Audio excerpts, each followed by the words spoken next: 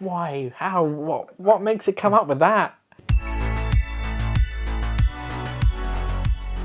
Hello and welcome back to the Daily Weekly Show, and today we're going to be having some fun with ChatGPT. Now, if you don't know what it is, it's an online AI where if you give it a few prompts, it can pretty much give you anything you want. And I thought it could be pretty fun and maybe a little disastrous for us to kind of take it in turns and give ChatGPT a few prompts and come up with some short stories that we can then share with each other. Just to make it a bit, more relevant to us two, each story has to include two characters, so it can either be Bradley and Jake or our fictional alter egos Frank and Anne. Who knows what this is going to come up with. Exactly. So I used ChatGPT to help me write a podcast episode the other day, and it was interesting what that came out with. And then that kind of gave me the idea for this. So let me just load up this story, and I couldn't believe it. I didn't want to use it. I wanted to come in fresh, but it's too good. Do you want me to tell you what the prompts I gave, or? Yeah, you can do. Okay, right. So the prompts were me and you as the starring characters. Okay. It's set in an apocalypse, and Mr Blobby is involved. Oh, lovely. Wonderful. Yeah. It was the year 2030, and the world had changed beyond recognition. No longer did the streets bustle with people, and the cities were no longer a hub of activity. Instead, the world was an apocalyptic wasteland, and it was all thanks to Mr Blobby. Once a beloved children's character, Mr Blobby had taken on a life of its own, growing larger and more powerful as the years went by. Nobody knows how it happened, but Mr Blobby had become sentient and was not happy with the way humans had treated him in the past. Okay. It was started with a small incident in the UK where Mr Blobby first emerged as a threat. He had gained control. He had gained control of the government, and before anyone could stop him, he had unleashed a deadly virus upon the world. Oh my god. That's so him. Within weeks, the virus had spread and the world plunged into chaos. Bradley and Jake were two survivors of the apocalypse. They had managed to band together and had been travelling the wasteland ever since, trying to survive against all odds. They had heard rumours of Mr Blobby's rise to power, but they had never seen him in person. Until one day, they stumbled upon one of his strongholds. The stronghold was heavily guarded, but Bradley and Jake were determined to investigate. They crept through the shadows, avoiding detection as they made their way deeper into the compound. And what they saw was beyond belief. Mr Blobby was a massive creature towering over everything in sight. His once bright colours had turned dark and ominous, and his eyes gleamed with a malevolent light. He was surrounded by his minions who scurried around, carrying out his every command. Oh, no. Bradley and Jake knew they had to act fast. They had seen enough to know that Mr Blobby was a threat to humanity, and that they could not let him continue his reign of terror. With a deep breath, they charged forward, ready to take on the monster. The battle was fierce, but Bradley and Jake fought with all their might. They dodged Mr Blobby's attacks and struck back with all their might. But Mr Blobby was too powerful, and it seemed like they were fighting a losing battle. Just when all hope seemed lost, Bradley remembered something he had heard in passing. He shouted to Jake, "Remember what they said about the armour. Aim for the joints." I guess he's wearing some sort of armour. Yeah. Okay. With renewed hope, the two fought harder, aiming for the weak points in Mr Blobby's armour, and finally, after a long and gruelling battle, they emerged victorious. Mr Blobby was defeated, and the stronghold was theirs. Bradley and Jake emerged from the stronghold victorious but exhausted. They knew that there was still a long way to go, but they also knew that they had taken an important step towards reclaiming their world, and so they continued to travel, fighting against the darkness, and never forgetting the day they defeated Mr Blobby. Oh, God. That was everything I hoped it would be. Yeah. I I just couldn't believe it. Okay. So all I put in for the prompt was write a story where two survivors are called Bradley and Jake. It's set in a post-apocalypse, and Mr Blobby is there. I'm amazed that it knew who Mr Blobby was. Yes. I mean, It's done its research. it didn't really go into specifics, but it said, the bright colours. It was a children's TV star. And he was from the UK, so it knew that much. Wow. Yeah, and it titled the story Mr Blobby's Apocalypse. So that That is a movie I want to see. I feel like I need a sequel to that. That's a cinematic universe. I wonder if you just asked it to write Mr Blobby's Apocalypse 2, if it would. Okay, so for my story, I've asked it to write me the opening scene to a zombie apocalypse show starring two survivors, Frank and Anthony. So this is basically just doing our job for us. Might make things easier. Okay. Fade in. Exterior abandoned city street, day. The streets are littered with abandoned cars and overturned trash cans. A lone figure walks down the street, picking his way through the debris. This is Frank, a scruffy looking man in his mid-30s. He's carrying a backpack and a baseball bat. and his eyes dart around nervously as he moves. Suddenly, Frank hears a noise behind him. He spins around, bat at the ready, but it's just his companion Anthony. Anthony is a few years younger than Frank and has a leaner build. I swear I didn't ask him to. He carries a hunting rifle and a machete, and his eyes are sharp as he scans the area for danger. What's the situation, Frank? Same old shit, man. No sign of life. We need to find some supplies soon. We can't survive on canned food forever. Yeah, I know. But where are we going to find anything? Suddenly, they hear a low growling sound. They both freeze, and Anthony raises his rifle. Zombies.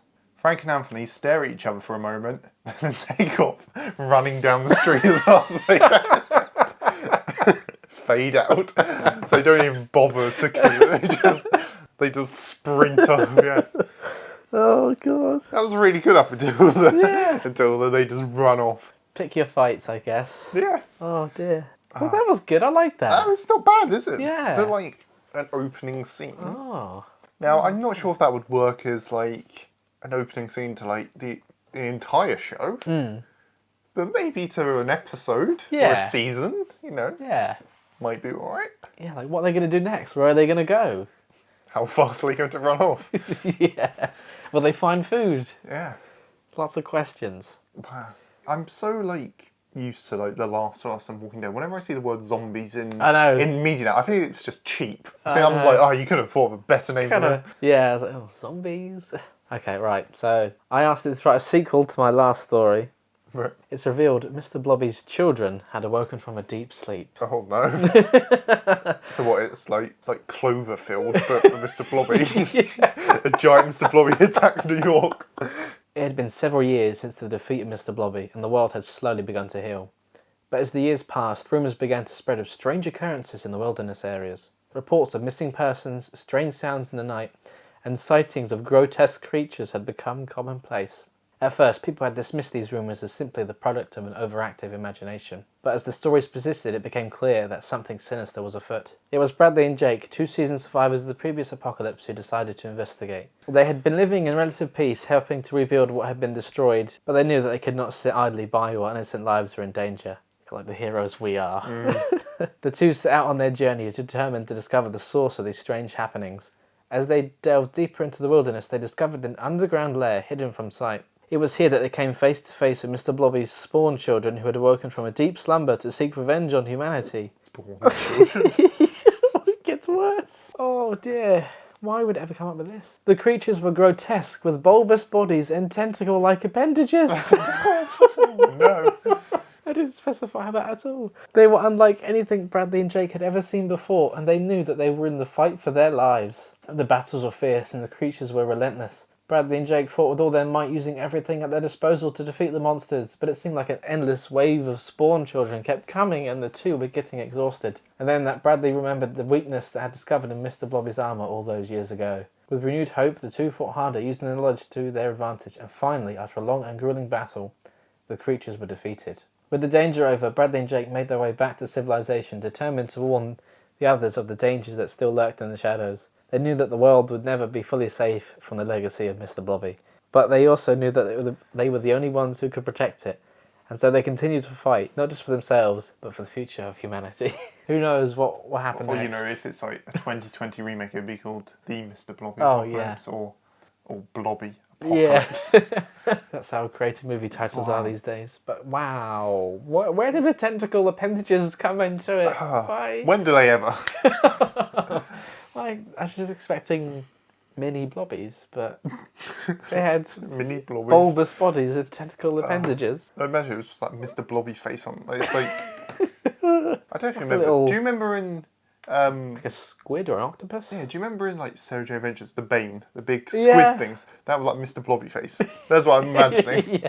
For our final prompt, I said to ChatGPT to write me a script for the Daily Weekly Show, a YouTube series hosted by Bradley and Jake where they discuss weird news. So, opening shot. I expect you to edit this in this way as well. The camera pans over to 2 guys sitting behind a desk, Bradley and Jake. They both have a stack of papers in front of them, We don't. Wearing headsets? We don't. Oh, I've got dialogue. You do? Good evening and welcome to the Daily Weekly Show. I'm Bradley and this is Jake. Howdy, folks. On today's episodes, we'll be discussing some of the weirdest news stories from around the world. So, Jake, what's our first story? Well, Bradley, our first story comes to us from Japan, where it's not even funny, but where a man was arrested for stealing over 1,000 pairs of women's underwear. You're kidding me, right? Nope. It's true. Apparently, he had been breaking into women's homes and stealing their underwear for years.